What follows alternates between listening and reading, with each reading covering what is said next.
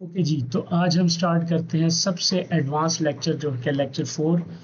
Follow me के अंदर एक टूल होता है, स्केचअप के अंदर एक टूल होता है जिसे कहते हैं फॉलो मी, जिससे आप जनाब बना सकते हैं इस तरह के कॉम्प्लेक्स शेप। अभी तक जो आपने देखे हैं शेप, वो हमने स्ट्रेट शेप बनाया ना, रेक्टेंगल से और इससे।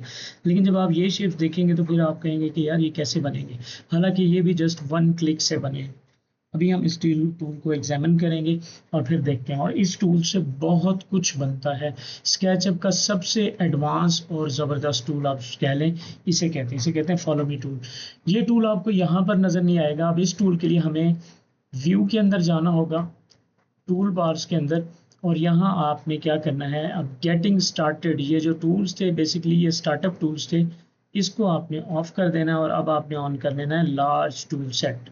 तो ये आपके पास एक लार्ज टूल सेट आ जाएगा। इसमें मोस्टली वो भी टूल होंगे जो ऊपर हुआ करते थे गेटिंग स्टार्टेड में, बट इसमें कुछ एडवांस टूल होते हैं। इसको डबल क्लिक करूंगा तो ये साइड में यहाँ पे डॉक हो जाएगा। ये जो डॉट्स नजर आ रहे हैं इससे पकड़ के आप ऊपर नीचे इसको कर सकते हैं। तो टूल है जी ये वाला, माउस ओवर लेके जाएंगे तो हमारे रोटेट टूल के साथ है, और पुश पुल टूल के नीचे फॉलो मी टूल। ठीक है, इस टूल का कोई शॉर्टकट भी नहीं है, जैसे बाकी टूल्स के शॉर्टकट थे तो इसका शॉर्टकट नहीं होता, या तो हम फिर कस्टम शॉर्टकट बनाते हैं या इसको यहीं से अवेल करते हैं। ओके, अच्छा जी, ये काम कैसे करता है? बेसिकली फॉलो मी टूल क्या करता है कि एक पाथ और एक शेप। अब ये देख लीजिए, मैंने एक पाथ बनाया सिंपल लाइन टूल से। मैंने क्या किया, ऐसे लाइन ड्रॉ किया, फिर ऐसे किया, ऐसे किया, ठीक है, और उसके नीचे एक सर्कल बना दिया, एक शेप। अब हम क्या करेंगे, शेप को सिलेक्ट करेंगे, मेक श्योर के पाथ के वो साथ है, और यहाँ से हम फॉलो मी टूल लेंगे। अब मैं इस पर क्लिक करूंगा और क्लिक छोड़ दूंगा, और ये देखिए, इसको जब मैं इसके साथ ऊपर लाऊंगा तो ये इस क्या करेगा, इस पाथ के साथ चलेगा।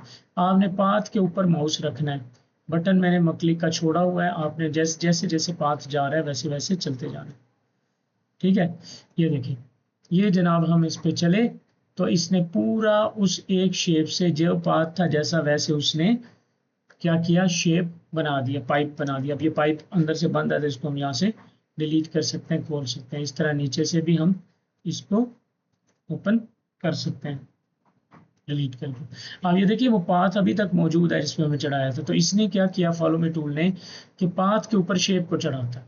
ये तो थी एक सिंपल एग्जांपल। अब हम देखते हैं इसकी एडवांस एग्जांपल्स। मैंने क्या किया है कि फ्रंट व्यू पे जाके मैंने एक रेक्टेंगल लिया है, आपको मैं दोबारा दिखाऊं, ठीक है, और मुझे आर्क टूल की मदद से, अब यहाँ पे देख लें ये आपके पास 2 पॉइंट आर्क टूल मौजूद है, इसको आप क्लिक करेंगे। अब मैंने क्या किया कि मैंने किसी भी पॉइंट से, जैसे मैंने यहाँ से एक पॉइंट क्लिक किया, उसके बाद मुझे जितना बाहर जाना है, सपोज मुझे इतना बाहर आना है, दूसरा पॉइंट क्लिक किया, माउस छोड़ दिया। अब ये देखिए, यहाँ से हम इसको कर्व दे सकते हैं, आर्क बना सकते हैं। देख रहे हैं जैसे आगे जाए पीछे। तो मैं क्या करूँगा, मुझे जस्ट इतना चाहिए, ठीक है। फिर उसके बाद मैं नीचे क्लिक करूँगा और थोड़ा सा मुझे यहाँ चाहिए, दूसरा क्लिक किया, बटन छोड़ देना है। फिर इसको एडजस्ट करना है जहाँ पे आपको चाहिए हो, तो मुझे यहाँ चाहिए था, ठीक। फिर मैंने थर्ड बार क्लिक किया, और जहाँ पे मुझे इसको जहाँ तक लेके जाना है, जैसे सपोज मुझे इसे यहाँ तक लाना है, यहाँ तक क्लिक किया, माउस छोड़ दिया बटन, और अब इसको मैंने एडजस्ट कर लिया, ठीक। तो सपोज हमने ये एक बेसिक शेप बनाया। ओके, अब हम क्या करेंगे कि इस बाहर वाले हिस्से को डिलीट कर देंगे। जब हम डिलीट कर देंगे तो क्या होगा, ये वाला हमारे पास एक शेप आ जाएगा। सपोज ये मैंने जस्ट एक रफ शेप बनाया। अब हमने क्या करना है, इस शेप के नीचे आपने एक पाथ बनाना है। तो मैं इसको डिलीट कर रहा हूँ क्योंकि मैंने ऑलरेडी बनाया हुआ है ये वाला शेप। मैंने जस्ट इसलिए आपको दिखाना था यहाँ पे, ये, ठीक। उसके नीचे मैंने एक सर्कल ड्रॉ किया। सर्कल मैं दोबारा ड्रॉ कर लेता हूँ ताकि आपको समझ आए। समझ लें ये वो शेप था, ठीक है। और मैं टॉप व्यू पे गया और मैंने यहाँ से सर्कल टूल लिया, सी शॉर्टकट है, और मैंने इसको सेंटर में रख के यहाँ तक में लिया है, ठीक। अब देखिए यहाँ से फन शुरू होगा। हम क्या करेंगे पहले आपने जो पाथ है आपका, बेसिकली मैं इसको, अगर आपने कभी बर्तन बनते हुए देखे हो तो आपने देखा होगा जो बढ़ई है वो क्या करता है, इस तरह का एक रूलर घूम रहा होता है, उसके ऊपर वो मट्टी को रखता है और फिर हाथ से यूं करता है, तो वो एक रिवॉल्व, इसे कहते हैं रिवॉल्व।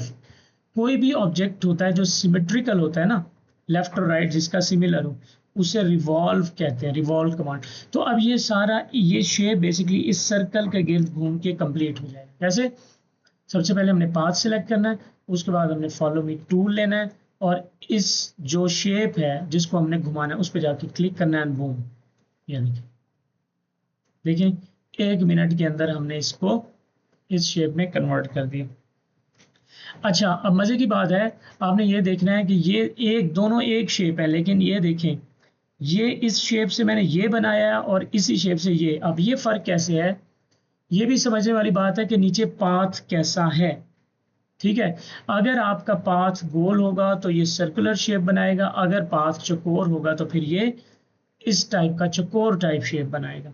तो अभी इसको भी हम देखते हैं, मैं नीचे वाला एक दफ़ा डिलीट कर देता हूँ, और ये भी मैं, ये शेप हमारे पास मौजूद है, इसके जो एक्स्ट्रा लाइंस थी वो मैं डिलीट कर रहा हूँ। ठीक है, अब मैं इसके नीचे इसको मैं डिलीट कर दूँ, क्योंकि ये मूव कर देता हूँ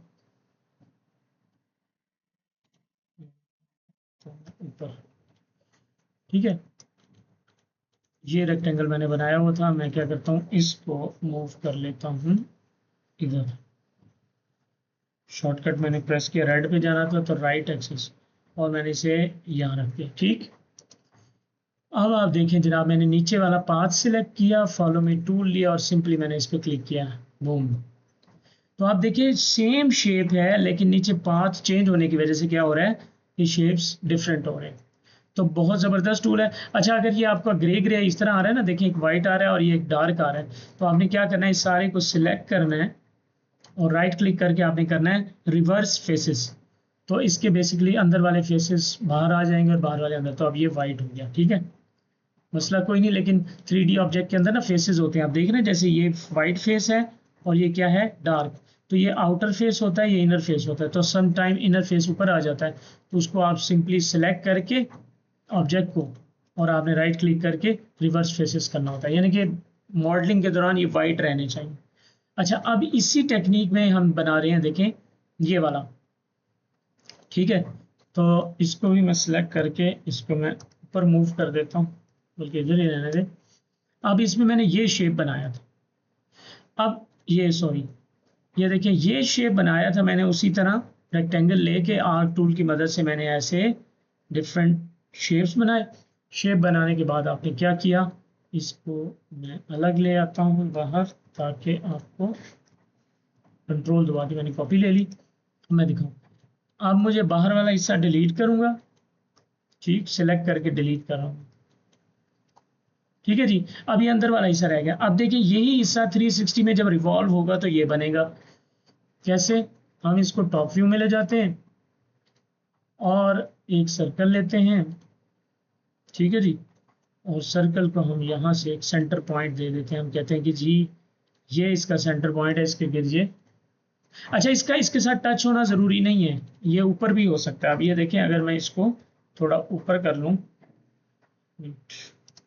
मुझे सिलेक्ट करना होगा इस टूल से, लेफ्ट से जब आप सिलेक्ट करेंगे तो रेक्टेंगल के अंदर जितना हिस्सा आएगा वो सिलेक्ट हो जाएगा। यार ये क्यों कर रहा है, एक मिनट, इसको मैं मूव कर लूँ। ठीक है, इतना मैंने ये ऊपर उठा हुआ है, और अब जब मैं नीचे सर्कल ले रहा था यहाँ करके,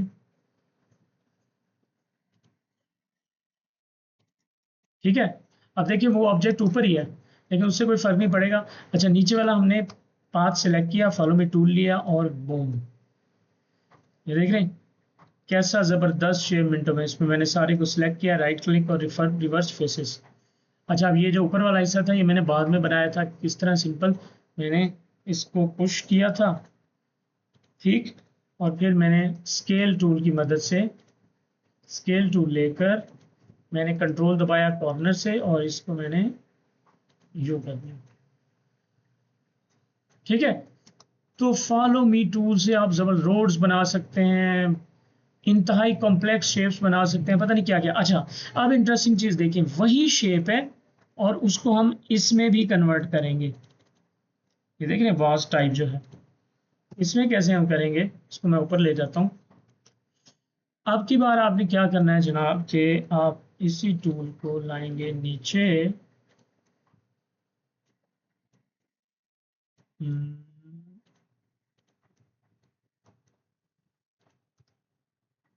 देखिए दो ऑब्जेक्ट जब ग्रुप ना हो तो आपको याद होगा कि आपस में ये क्या हो जाते हैं, चिपक जाते हैं, बताया था ना। अच्छा, अब हम क्या करेंगे कि पहले हमने रखा था रिवॉल्व करने के लिए, घुमाने के लिए ये वाला हिस्सा, अब हम ये वाला हिस्सा रखेंगे, इसको हम डिलीट करेंगे। तो बेसिकली इससे आपको अंदाजा होगा कि ये जो शेप है, एक जिस तरह का शेप होगा वही रिवॉल्व होगा। और शेप की साइज क्या होती है कि इसने सेंटर पॉइंट के गिर्द क्या करना होता है, रिवॉल्व करना होता है। अब मैं इसको यहां रख रहा हूं, मैंने नीचे सेलेक्ट किया, फॉलो मी टूल लिया एंड बूम, देख रहे हैं तो जबरदस्त टूल है। अच्छा, अब मजे की बात, अगर इसी को मैं आपको ये भी बताना चाहूंगा कि अपने सेंटर पॉइंट से ये जितना दूर होगा उसी तरह शेप को भी ये चेंज करेगा। अब मैं इसको लेके जा रहा हूं यहाँ दूर, अब देखना जो वो शेप बनेगा वो अलग होगा, वो ज्यादा चौड़ा शेप बनेगा, ये देख रहे हैं इस तरह का। तो इससे आपको अंदाजा हो गया कि जो रोटेशन पॉइंट है, जिस पॉइंट के गिर्द ये घूम रहा है, ठीक है, उससे ये जितना करीब होगा या जितना दूर होगा उसी हिसाब से ये बिहेव करेगा। अब हम इसी को अगर एक रेक्टेंगल रख के देख लेते हैं कि रेक्टेंगल के अंदर ये क्या बिहेवियर देता है, तो मुझे भी नहीं पता कि क्या देगा, बट हम ट्राई करते हैं, ठीक है। इसको यूँ रखते हैं और इसको मैं मूव कर लेता हूँ इधर, ठीक, और इसको मूव थोड़ा यहाँ भी करूँ। तो अब देखते हैं कि ये इसके साथ क्या बिहेवियर देगा, ये देखें। तो है ना इंटरेस्टिंग चीज़, बहुत ज़बरदस्त टूल है। इसी टूल से हम पिलर्स बनाते हैं, जो पिलर्स आप फिर देखते हैं ना कि वो बने हुए होते हैं, जैसे कि मैं इसको पुश टूल से ऐसे कर दूँ और फिर इसको पुश टूल से मैं वापस ले जाऊँ, समझ रहे, इस तरह। अच्छा, अब मजीद एक मजे की बात बताऊं, अगर मैं इसी शेप के ऊपर यहाँ पे कॉर्नर में कुछ फनकारी कर दूं, कोई एक शेप बना दूं, ठीक है, जैसे ये कर दूं और ये कर दूं और ये कर दूं, ये, ठीक, ये हमें, ये देखें दूसरे एंगल पे चला गया, इसका एंगल हम खत्म करेंगे। आपको रहना इसी फेस के ऊपर, उसके लिए मैं फ्रंट फेस को लाऊंगा 3D के अंदर, क्योंकि जब लाइंस ड्रॉ करते हैं तो उसमें आपने देखना होता है कि ये किसी दूसरे, अब देखिए रेड लाइन है ना, तो रेड पे ही ड्रॉ होना चाहिए। अगर आप इस तरह ड्रॉ करेंगे ना, देखिए रेड पे अब नहीं है, तो ये किसी और एक्सेस पे ड्रॉ हो जाएगा। तो मैं बेसिकली इसको यहाँ करके ये यही क्लोज करता हूँ। अब देखना आप, मैं इस टूल को सिलेक्ट करूँगा जनाब, फॉलो मी टूल लूँगा और मैं क्या करूँगा, एक मिनट गलती होगी, इस पाथ को सिलेक्ट करते हैं, फॉलो मी टूल लेते हैं और इधर, हाँ गुड, ये देखें कैसा ज़बरदस्त डिज़ाइन बना। हुआ क्या, यहाँ मैंने सिंपली एक शेप बनाया और मैंने आपको बताया था कि हमेशा पाथ को फॉलो करता है। अब नीचे ये जो रेक्टेंगल था तो उसने उसी रेक्टेंगल को फॉलो किया, अगर सर्कल होता ये शेप तो फिर वो सर्कल को। तो मैंने आपको ये भी बताया था कि नीचे वाला जो पाथ है वो जितना मर्जी दूर हो ऑब्जेक्ट से, नीचे की बात कर रहा हूँ, उससे फ़र्क नहीं पड़ता, हाँ अलबत्ता सेंटर पॉइंट से कितना दूर और करीब है उससे फ़र्क पड़ता है। तो मैंने ये रेक्टेंगल रखा, सिलेक्ट किया था और फिर सॉरी ये शेप सिलेक्ट करके, अरे यार इसको भूल जाता हूँ, रेक्टेंगल पाथ को पहले सिलेक्ट करना है और फिर फॉलो मी लेके ये। तो आई होप कि इसका भी आपको समझ आ गया होगा, बड़ा ज़बरदस्त। इसको जस्ट प्रैक्टिस करने से, जितना आप प्रैक्टिस करेंगे उसमें नए नए तरीके आपको इसमें देखने को मिलेंगे, ठीक है। और लास्ट में जस्ट एक चीज़ और बना लेते हैं इसकी, वो ये है कि मैंने टॉप व्यू पे गया और मैंने एक, जैसे हम शेड नहीं बनाते घर का, ये बनाया और इसको मैंने कर दिया पुश। ठीक, अब इसमें भी हम वही टेक्निक यूज़ करेंगे कि जो कोना होता है ना शेड्स का या घरों का कॉर्नर जो होता है, उसको हम अल्टर कैसे करते हैं इसी तरह। अब मुझे जैसे ये इस तरह चाहिए, छोटे छोटे स्टेप्स, समझे हो। और ये, तो अब ये देखो, फलसफा आपने याद रखना है कि पहले आपने पाथ सिलेक्ट करना है जिस पाथ पे आपने चलाना है, और फिर फॉलो मी टूल सिलेक्ट करके एंड बूम, ये देखिए। तो बड़ा ही मज़े का टूल है, आई होप कि आपको समझ आया होगा। इसकी प्रैक्टिस करें, प्रैक्टिस इसकी बहुत ज़रूरी है। और फिर हम मिलते हैं अगले लेक्चर में जिसके अंदर हम मज़ीद एडवांस चीज़ें सीखेंगे।